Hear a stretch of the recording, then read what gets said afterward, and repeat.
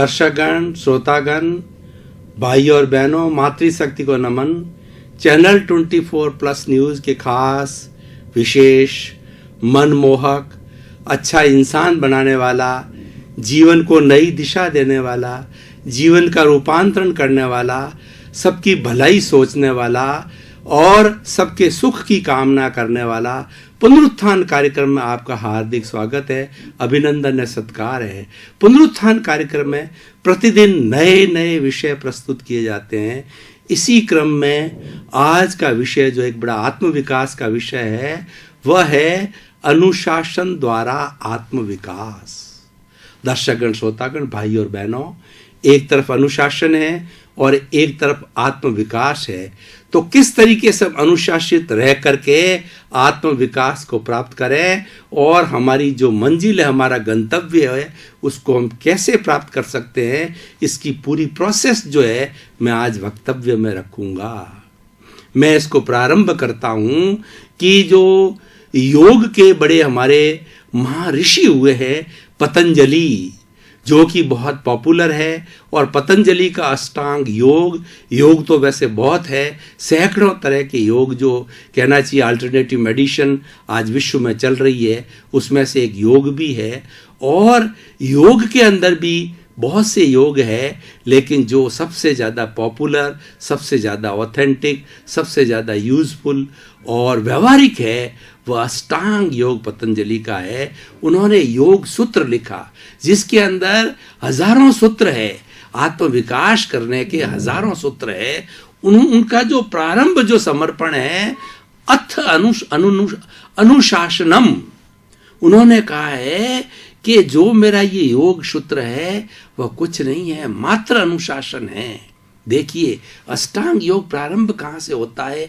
यम, नियम, आसन, प्राणायाम, प्रत्याहार, धारणा, ध्यान और समाधि, ये पूरे अष्टांग योग है। लेकिन उन्होंने इसको सिमट दिया मात्र अनुशासन से।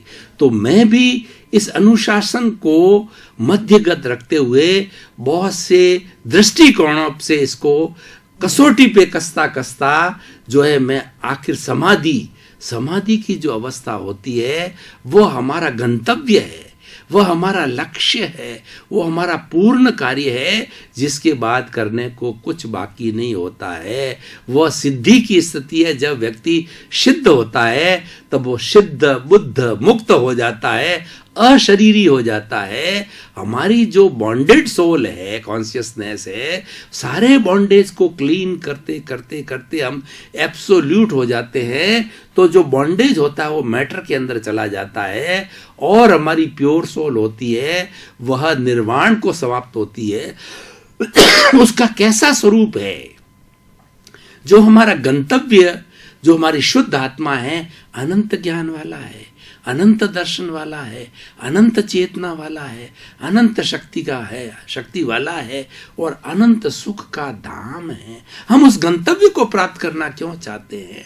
सारे धर्म ग्रंथ जो है उसकी बात को लक्ष्य रख के क्यों करते हैं? चतुर्थ पुरुषार्थ के अंदर जो है वो हमारा पुरुषार्थ चतुष्टय के अंदर बताया गया है, काम, अर्थ, धर्म और मोक्ष को गंतव्य क्यों माना है। और उसके लिए सारे हमारे जो है होली स्क्रिप्चर्स बने हैं, सारे हमारे धर्म के शास्त्र बने हैं और कई धर्म के स्वरूप ने जन्म लिया है, अपनी अलग अलग विधि बताई है।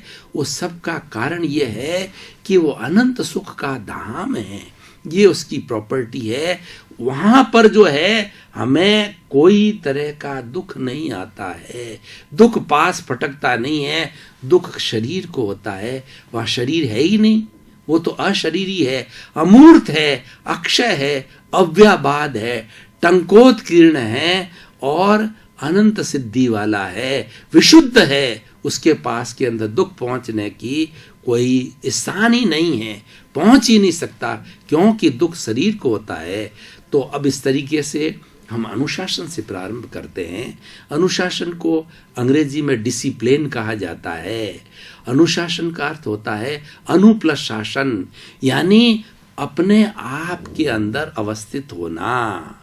जब हम अपने आप में अवस्थित होते हैं, दूसरों को अपने जैसा समझते हैं, और सच्चा अनुशासन वह होता है कि व्यक्ति के द्वारा किसी को किंचित मात्र भी कष्ट न हो। वो ऐसा 100 वर्ष तक जिए कि किसी भी प्राणी को जो है उसके द्वारा किंचित मात्र भी कष्ट ना हो। वह जो होता है वह अनुशासन कहलाता है। अनुशासन 2 तरह का होता है। एक अनुशासन तो भौतिक होता है, एक अनुशासन आध्यात्मिक अनुशासन होता है। आत्म विकास की जो बात कही गई है, ये जो है वो हमारा आत्मिक अनुशासन है, आध्यात्मिक अनुशासन है। अध्यात्म का अर्थ होता है भीतर की ओर, और जो हमारा आंख खोल करके जब हम देखते हैं तो वो लौकिक जगत कहलाता है, इंद्रियों का जगत कहलाता है, बाहर का चराचर जगत कहलाता है। और जब हम आंख बंद करके भीतर जाते हैं उसको अध्यात्म जगत कहते हैं, आत्म विकास का जगत कहते हैं, और उसका प्योरिफिकेशन की बात होती है। तो मैं दोनों जगत के संतुलन की बात कर रहा हूं कि संतुलन के अंदर बीच में जो ब्रिज है, बीच के अंदर जो सेतु है, जिससे कि देखिए नदी के 2 किनारे होते हैं। जिस किसी को तैरना नहीं आता है और वो व्यक्ति उसको पार करना चाहता है, मान लो 50 फुट की नदी है, चौड़ाई उसको पार करना चाहता है, तो वो पार कैसे करे। बहुत से रेलवे स्टेशनों पर देखा कि नदी के ऊपर पुल बने हुए हैं, ब्रिजेस के ऊपर से जो है गाड़ी निकलती है। उसको पार करने के लिए एक किनारा जो है वो अनुशासन है, दूसरा किनारा जो हमारा जो है आत्म विकास का है। अनुशासन को आत्म विकास के पास में जाना है, क्योंकि हम इधर से चलते हैं और इधर से आते हैं, और इसको इधर आने की जरूरत नहीं है, क्योंकि जो व्यक्ति जो प्यासा होता है ना उसको कुएं के पास जाना पड़ता है। कई बार ऐसी कहावत भी है कि स्वयं कुआं प्यासे के पास में आ गया, वो तो एक मात्र विशेषण है, लेकिन प्यासे को कुएं के पास जाना पड़ता है। मतलब अनुशासन जो है उसके द्वारा पहुंचते पहुंचते वो आत्म विकास को प्राप्त होता है। तो ये जो हम देख रहे हैं बात, जो लौकिक जगत, उस लौकिक जगत के अंदर भी अनुशासन चाहिए। हम भीतर जगत की बाद में बात करेंगे। देखिए पहले व्यक्ति है, 1 से 2 व्यक्ति हो गया, हस्बैंड वाइफ हो गया, संसार चालू हो गया। फिर परिवार होता है, परिवार के बाद के अंदर जो है मोहल्ला होता है, और मोहल्ले के बाद के अंदर गांव होता है, गांव के बाद के अंदर जो है हमारा राज्य होता है, राज्य के बाद में देश होता है, देश के बाद में कई अंतर्राष्ट्रीय देशों का समूह होता है जिसको हम विश्व कहते हैं। और इस तरीके से ये सारा जो है हमारा लौकिक जगत है। इसके अंदर देखिए अनुशासन।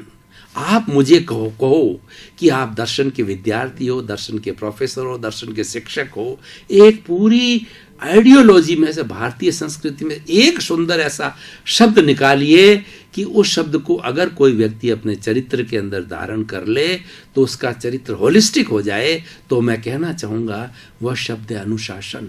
इतना प्रिय, इतना सुंदर, इतना सटीक और इतना सरल है कि व्यक्ति इसको ग्रहण करके अनुशासन से आत्म विकास की अवस्था के अंदर वो जा सकता है। तब देखिए कि हम आपको प्रकृति की बात कहते हैं कि सूर्य हमेशा पूर्व में उगता है, और अगर वो सूर्य पश्चिम में उगना प्रारंभ कर दे तो दिन में सूर्य आता है, और जहाँ जहाँ टुंडला जैसे जो है हमारे प्रदेश है जहाँ पर कि 6 महीने तक रात रहती है, वहाँ के लोगों की स्थिति देखिए, वहाँ का जीवन क्या है, नारकीय जीवन है, सोते रहते हैं वो, और 6 महीने तक कितना सोएगा आदमी, और बिना कोई भी सूर्य की रोशनी के, बिना ताप के कैसे काम करेगा। ऐसा भी हमारे उत्तरी जो है ध्रुवों पे होता है हमारी पृथ्वी के। लेकिन मैं बात कर रहा हूँ कि अगर सूर्य जो है उगे ही नहीं, समय पर नहीं हो, तो हमारा काम कैसे चलेगा, और रात्रि नहीं हो तो नींद कैसे आएगी। अगर ये हमारे पहाड़ है, जो पहाड़ ये तांडव नृत्य, शिव की तरह तांडव नृत्य करने लग जावे तो क्या होगा, भूकंप आ जाएगा, सुनामी आ जाएगा। यानी अनुशासन छोड़ते ही ये लोग क्या, ये प्राकृतिक चीजें जब अनुशासन की सीमा लांघ जाते हैं तब जो है हमारी जो सृष्टि है वो समाप्त होने लग जाती है, हमारा जीवन कष्टप्रद होता है। और ये होता क्यों है? क्योंकि हम सृष्टि के साथ छेड़छाड़ करते हैं, अनुशासनहीनता करते हैं, मर्यादित नहीं करते हैं। पृथ्वी माँ ये कहती है, हमारी सृष्टि माँ ये कहती है, तुम खाओ पियो, जो भी तुम्हारी शरीर की आवश्यकता है, तुम्हारे परिवार की आवश्यकता, आराम से एंजॉय करो। लेकिन तुम जो है मेरा शोषण करना चालू कर दो, मुझे तोड़ना, फोड़ना, गंदा करना, गहरा करना, दोहन करना, मेरे जो मूल 5 कॉन्स्टिट्यूएंट्स है, पृथ्वी, जल, अग्नि, वायु और आकाश, इन सब का अतिरिक्त दोहन करना। जब टॉर्चर दिया जाता है मदर नेचर को, तो मदर नेचर भी दुर्गा बन जाती है, और वो दुर्गा बन करके हमको ये तांडव नृत्य बताती है कि सुनामी, अकाल, अतिवृष्टि, अनावृष्टि और महामारी, क्या क्या बात करें, ये सब पृथ्वी माँ के चमत्कार है, अनुशासनहीनता के चमत्कार है। परिवार में देखें, जिस परिवार में अनुशासन नहीं है, बड़ों को स्थान नहीं है, छोटे उनका आदर नहीं करते हैं, और जो महिलाओं के लिए छेड़छाड़ की जाती है, महिलाओं को पीटा जाता है, अपशब्द कहा जाता है, तो वो नारकीय जीवन है, वह जीवन अनुशासनहीनता का जीवन है, वह बेकार परिवार है। और इस तरीका जिस गांव के अंदर अनुशासनहीनता है, वहाँ प्रेम नहीं होगा, लड़ाई होगा, झगड़ा होगा, फिसाद होगा, बीमारी आएगी, डकैती होगी, लूटपाट होगा। इन सब के मूल में कारण क्या है? अनुशासनहीनता है। कल मैंने भाइयों और बहनों, दर्शकगण, श्रोतागण, अखबार में पढ़ा था कि जोधपुर जो हमारी अपनायत यहाँ की प्रसिद्ध है, हम तो शर्मसार हो गए कि यहाँ से 15 युवकों ने 670 करोड़ की जो है वो जो जयपुर के अंदर जो है एक योजना बनाई, जोधपुर के 15 गांवों के अंदर, जो गांवों में अपना, हम तो शर्मसार हो गए। जोधपुर निवासियों का सिर झुक गया कि उन्होंने जो जाकर के योजना बनाई कि वहाँ का जो मेन सेफ है उसको तोड़ना, करना, उसमें से लूटपाट करना, हालांकि कर नहीं पाए, उनको पकड़ लिया गया। लेकिन ये अनुशासनहीनता है। दर्शकगण, श्रोतागण, भाई और बहनों, हमने काफ़ी समय तक विवेचन किया। अब हमारा जो थोड़ा समय का ब्रेक का समय है, ब्रेक ले रहे हैं, ब्रेक के बाद पुनः हाजिर होंगे। हमने थोड़ा समय का ब्रेक लिया, अब तरोताज़ा महसूस कर रहे हैं और हमारा निर्धारित विषय है उसको पुनः प्रारंभ कर रहे हैं। ऐसा क्यों करे आदमी? ये अधिकार उनको किसने दिया? आज इसकी आवश्यकता क्या है? आप ये सोचिए कि क्या आप ऐसा घृणित कार्य करोगे? पकड़े नहीं जाओगे? अवश्य पकड़े जाओगे। और मान लीजिए आप छुप भी जाओगे, महीने, 2 महीने, 4 महीने, 6 महीने अंडरग्राउंड हो जाओगे, आप पर कड़ी नजर रहेगी। आप भोजन कहाँ करोगे? आप आराम कहाँ करोगे? हर वक्त आपके टेंशन बना रहेगा। ऐसी अनुशासनहीनता क्यों करो? व्यक्ति बीमार क्यों पड़ता है? व्यक्ति अनुशासनहीनता से बीमार पड़ता है। देखिए कैसे कि प्रकृति ने व्यवस्था बना रखी है, समय पे भोजन, समय पर पानी, समय पर सोना, समय से उठना, समय से काम करना, हर पूरा दैनिक दिनचर्या जो है प्रकृति ने अपनी तरफ से बना रखी है। और प्रकृति ने तो यहाँ तक कह दिया है, early to bed and early to rise is a sign of health. आप जब सूर्योदय होता है उसके पूर्व उठ जाइए, और जब सूर्य अस्त होता है तब उसके पहले पहले आप अपना सारा काम काज निपटा करके प्रभु भक्ति में लग जाइए, ईश्वर के स्मरण में लग जाइए और समय पर सो जाइए। हर व्यवस्था प्रकृति ने बहुत सुंदर रूप से बना रखी है। इसको अनुशासन प्रियता कहते हैं और इसी का नाम अनुशासन है। अब देखिए, मैंने आपको प्रारंभ में क्या कहा था कि मैं अथ अनुशासनम से होता हुआ मैं आत्म विकास पे आऊँगा। अब मैं, क्योंकि समय की अल्पता है, बाहर के जगत में मैंने आपको बहुत गोते खिलाए, अब मैं आपको भीतरी जगत के अंदर ले जाता हूँ।